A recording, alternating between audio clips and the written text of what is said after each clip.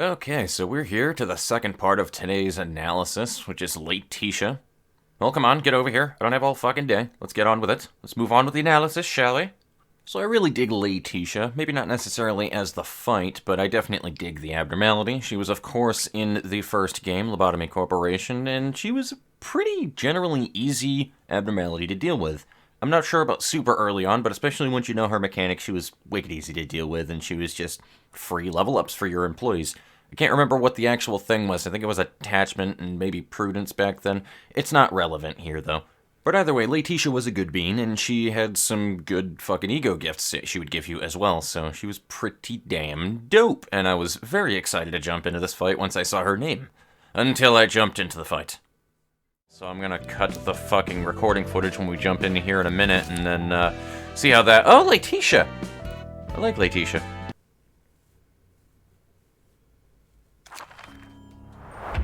I don't like Laetitia anymore. This is creepy. Dear God, you guys take one good look at the fucking, like, disgusting, meat puppety fucking librarians slash clerks agents in the first game in front of you right here, and you tell me that that is not genuinely a little bit unsettling at the bare minimum. It was not okay. And I know a lot of things that are okay. This was not one of them. Anywho, back in Lobotomy Corporation, how this abnormality worked essentially was if you got a normal result, not a bad, not a good, only normal, which was, I don't know, a really weird choice in my opinion for this one, but I guess it kind of makes sense. She would give you a gift, and if you sent that employee to go and work on another abnormality after they received that gift, they would die instantaneously and turn into one of the spider things that you'll see in this fight later on that they turn into and shit. It's bad, but it's really hard to get that to happen once you have, like, decent level attachment and stuff like that with your employees. Again, this is all touching on stuff that doesn't really make sense to anybody who's never played the game before, though, so it doesn't really matter. But the point is, if you didn't do a good enough job when you were working with that abnormality and you sent them to work on somebody else, they would die. And that was essentially how the abnormality worked. Now, the other thing about Laetitia is that anybody who played the first game knows that this is a he-class abnormality, so I think a great number of people were not expecting the same challenge that they would have gotten out of the Queen Bee, or the Queen of Hatred, or anything of that sort out of that reasoning alone. And honestly, this abnormality fight was a little, unsatisfactory, I guess, in terms of challenge. I hope that it winds up getting changed a little bit in the future, but it was just underwhelming, is all that I'm saying.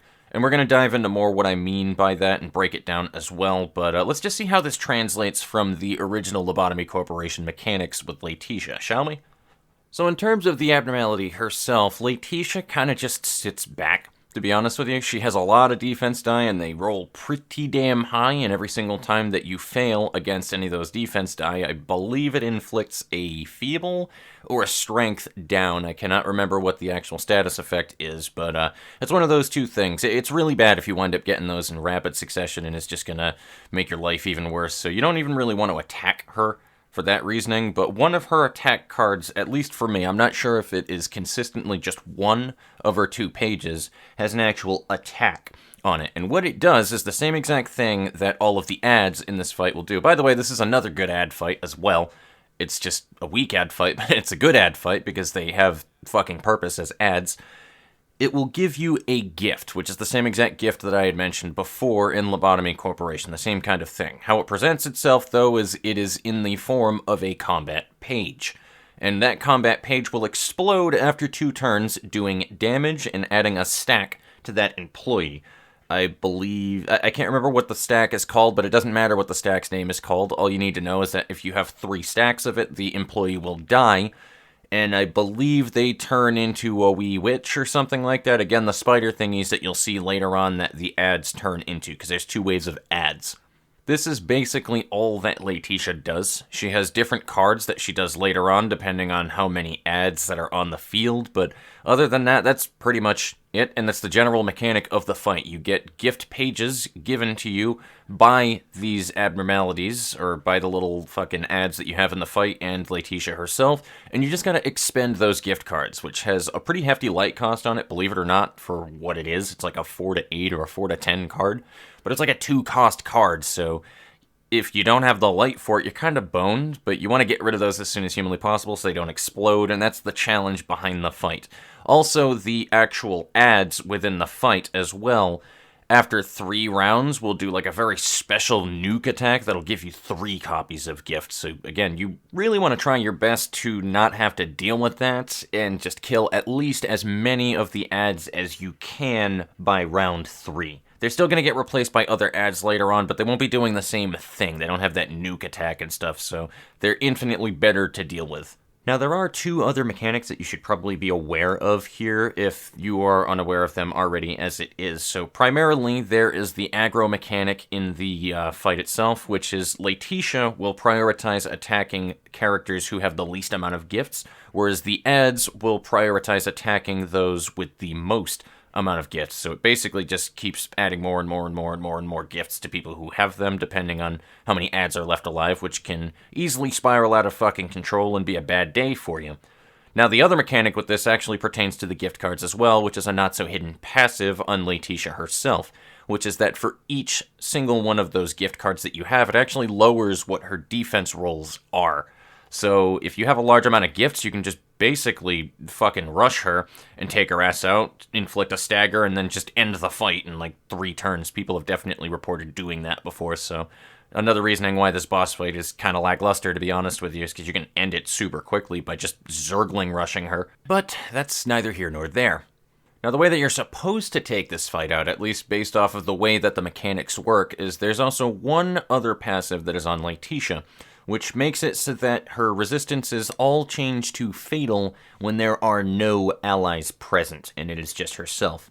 So the idea of this is the polar opposite of the last ad fight. You are supposed to eliminate all ads, reduce her resistances to fatal, and then take Laetitia out. That is what you are supposed to do. I believe that there is a duality that they're trying to give you here, though, where you can also just gather gift cards and do the high-risk reward for it and just take her out before that happens, because you have gift cards to lower her defense. So, like I said, I believe that there is a duality to that one, but I can't really confirm. I don't know what Project Moon is thinking with these things, so I'm not going to fucking pretend like I do, but those are the 2 general ways that you can take out Laetitia pretty decently and pretty consistently right there. And it's not overly difficult to do, to be honest with you. The ads are really fucking easy to take out, and I kind of just breezed through this one and didn't really have to think about it too much, and I feel like a lot of other people did, so that's really all that I have to say about the mechanics part of this fight. That's literally it. It's pretty straightforward. Now, like I said, just in summary, this fight was just tremendously underwhelming to me, and I feel like it was that way to a lot of people, where they kind of just like ran through it and didn't even fucking think at all whatsoever when they were going through it. Like, it was just very streamlined in that way. I don't know if it was meant to be that way or not, but there's a couple of things that I have as well that I just want to bring up as a conversation starter as well with that, and I think one of the main things behind it, other than the fact that you can just zergling rush her at the beginning, because like even if you do what I did and you decided to just go through it and eliminate the friends and then go for her afterwards, there's still another problem with it, which is that there's not really any risk behind the gift cards whatsoever. I mean, I get it to some extent, like, because you can still attack her through the gifts, but it's like, I feel like the ads would need to be stronger to deal with, maybe more health or something like that, so they're there longer, so that there's more of a back and forth where you can choose to go after Laetitia or not, but it's just so easy to eliminate all of the friends anyway that it doesn't matter at that point. And also, because of the fact that they decided to do combat pages for gifts rather than just stacking it, it makes it so that there's just not really nearly as much of a risk, because you can just get rid of the fucking gift afterwards, which you couldn't do in the first game, by the way, just as like a random thing that I wanted to put as a side note as well. Once you got that gift, you were boned. That was it. You were done. You couldn't work on another fucking abnormality for the remainder of the day. You're stuck with Laetitia at that point. You weren't getting rid of the gift. So I don't know why there was that choice with the combat page, but whatever. It's not my game. Like, don't get me wrong, I understand that she is a he-class abnormality, so she's not going to be on the same level as the Queen Bee or the Queen of Hatred or Justice Knight or whatever the case is, but, like, the point that I'm trying to really orchestrate across here, guys, is The fact that it's a heat class abnormality anyway in the first place, why so late in the game to introduce a heat class and then stay to that pattern of it not being as challenging as others? I just feel like there should have been like an easier to trigger instant death mechanic, at least in here, even if the general difficulty of the fight was going to be easier because it is a he class. I'm just curious as to why they didn't just do a passive with the gifts, and then when it stacks to 3, you lose that librarian. It would have made this a way better fight, in my opinion, because then you would be kind of panicking to kill all of those ads by round 3, like I was doing initially, and then I realized that it was a gift card, and then I was like, oh, well, then the threat is completely gone from this fight. But, like, you need to have 3 of those pages explode on that character for them to die. It's just a weird decision.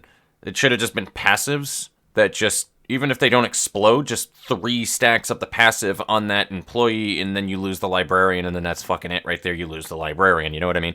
It adds a whole other risk to it, and then Laetitia still adds the gift pages to people, so I mean, you still got that going for you when you kill the ads. I just feel like the risk would have been way higher if you had done it that way, and it would have just made it a little bit more interesting of a fight. Maybe a little cheap, I suppose. It's not the best idea, I assure you. I bet you could come up with something much better by thinking about it a little longer than I did, but I'm curious why it was a combat page, man, that's all.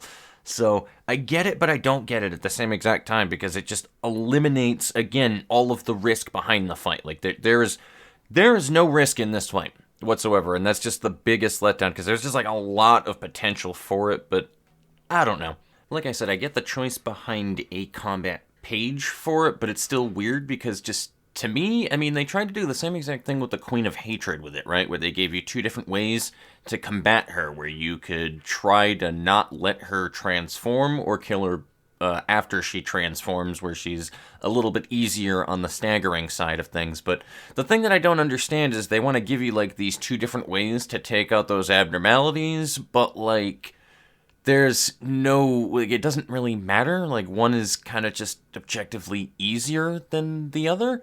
At least, especially for the Laetitia one. For the Queen of Hatred, I guess that's debatable, but I mean, like, I don't understand the point of being given 2 different ways that work mechanically to take out the boss when it ultimately doesn't really matter. This would be so much cooler if the harder way to take out the abnormality gave you, like, a really unique, they're not called ego gifts in this, but you guys know what I'm talking about. Like, imagine if you got, like, a very special item that boosted your stats, and I'm not talking about something really fucking stupid, like plus 2 HP for having, I don't know, Laetitia's hat or something for beating her with the cards in hand, and beating her before you kill all of the ads on the field. Like, imagine if we had special unique conditions to beat every abnormality fight to get a unique equipment out of it. That would be fucking amazing. I don't know, maybe I'm just part of the minority here. Maybe I'm just hyping up abnormality battles way more than they need to be, and maybe they shouldn't be the forefront of what it is. But just, to me personally, I think just the abnormality fights in general and the library itself, it's so much better than the invitations. Like, you know what I mean? Like, I just think the general invitation system and the abnormality fights are just so much better than anything else in the game. Unless, of course, you're really into the lore, of course, and you just want to know what's going on in the Library of Ruina, obviously. But then again, the invitations themselves just kind of serve as something that you need to complete to be able to get to the lore. So, you know what I'm saying? Like, I don't know, these things are just so much better, I feel, to a lot of people. It's not even just to me, but just, they seem to have a hell of a lot more quality, and it just seems like a missed opportunity to me, is all. Being able to fight these abnormality fights several times, or with varying difficulties or something like that, and then with, like, unique conditions for it. I feel like they're building up to something with it, though, but they just haven't revealed their hand for it, so we're just gonna have to wait until it's out of early access or at a later stage in early access to really get anything, though. I hope that I didn't go way too off the rails on that fucking tangent that I went on right there, but, like, you guys know, who have been here long enough, know exactly what I'm talking about here. It feels like a weird missed opportunity to me with some of these, and I just don't understand why abnormality fights don't just have one way to go through them if there's no real incentive other than playstyle to do so. Like, you know what I mean? Like, it seems really fucking odd to me. And just for some small clarity as well, when I say that abnormality fights are just way, or they feel way objectively better and with more quality to them than invitations that are part of the story in the game, I'm not talking about the actual story part. I'm talking about they have more quality in them in terms of a gameplay mechanic. That's why I say general invitations and the abnormality fights feel much better. I'm talking about purely mechanically, purely as a game. It feels a lot more gamey than the actual regular invitations for the story do. That obviously fits well in universe, which is that's what they're supposed to be. So, just to put that one out there. I'm not saying that the invitations are shit, so nobody attack me for that one, please. I'm not saying that. But, like, as an example, think about, like, the most memorable fights that you have had in the game. Just the fights, not the actual storyline associated to it in any way, shape, or form, just the fight itself. Because, to me, Ego Philip is probably one of the best moments, fight-wise, that I have seen. And I would love to absolutely praise things like the She Corporation, or Mars and Lulu, or Finn, but again, those are story related. It's because it works well with the actual story. I'm not talking about the actual fights themselves, because the fights just do what they need to do to accommodate the story. Like, you guys get what I'm saying by pointing that out? It's not bad in any way, shape, or form. Just, again, mechanically, as a fight alone, it doesn't really... I don't know, it just doesn't scratch my itch, I guess. And that is a bit of a preferential thing, but just... yeah. I'm sorry, I know that I'm going on like a hell of a tangent and a tear here. It's really hard to put this into words, personally. It's just, I don't know, it feels like a really weird design decision to me personally to just go so balls to the wall with these abnormality battles, and then they have like these weird kind of decisions behind them where like they're really trying to make like an awesome fight, an awesome experience gameplay-wise that also works in universe, but like then they just kind of don't follow through with like the gameplay part of it is all that I'm saying. Like they could go an extra step beyond it without fucking up the in-universe part, you know what I mean? That's all. And don't get me wrong, you can absolutely argue with me, and it is a valid argument to make, that I'm looking for something that doesn't really exist, or at least isn't a primary focus of Project Moon in the games, where I'm looking for a good game when they're trying to make a good story. You can make that argument, but the point of the matter is, why not accommodate to both worlds if you can, and you can still keep what the primary focus is? I don't think that it would be a loss at anybody if they did that, where they made more achievements, more extra stuff that you can unlock, you know. They have multiple endings in the first game. Like, imagine being able to go through and you had to, like, fulfill certain requirements and certain conditions in these fights to be able to unlock other things. That's all that I'm really saying. It's just, if there were more, like, unlockables and stuff like that in this game based on accepting the challenges that the community basically gives themselves in these fights as well. Imagine if by one-manning these abnormality fights that people do for funsies with fucking Eugen's page, you get special things out of it. I don't know, maybe actual combat pages from the abnormalities themselves for doing that. It gives completionists and people who just challenge themselves to do those things, who are trying to get more gameplay out of the game, a reason to do it. And it doesn't ruin the immersion of the game anyway. That's all that I'm saying, is that, essentially. I'm glad that I finally got to fucking round that thought off. I apologize, and we went way the fuck off topic, but it's just something I've been talking about a long time with this game. It's weird. They try to go, like, balls to the wall with really good fucking gameplay decisions, and then they just kind of drop the ball on it, which is weird. But let's move over to the actual subjective part of Laetitia, though, and so that we can wrap this shit up, because, dear God. Now, as for the whole subjective in-universe thing for Laetitia, obviously it fits. It's always going to fit. It's Project Moon, but just as a little side comment on that one as well, the reasoning why I have always loved this abnormality so damn much, too, on top of it, is just because of the in-universe reason of what it is, her whole entire shtick, and all that other stuff, because if you can't tell from the comments of the librarians in this game, when you go ahead and you fight her, she genuinely does very much value friends and happiness and all that other stuff. Like, she's just one of those kind of abnormalities where, while dangerous, because all abnormalities are dangerous, that's just the nature of how they are in universe, she genuinely feels like she's genuinely a sweetheart. It's just has good intention behind what she does, and probably doesn't even know that anything that she does is actually killing people when she pranks people and all that other stuff. But like, that's genuinely the whole entire shtick of this abnormality, is that she's a sweetheart who enjoys friends and loves having friends and making people happy and pulls pranks on people, probably to make them smile in some way, shape, or form. Maybe it's supposed to be like an innocent prank or something, but it absolutely is not.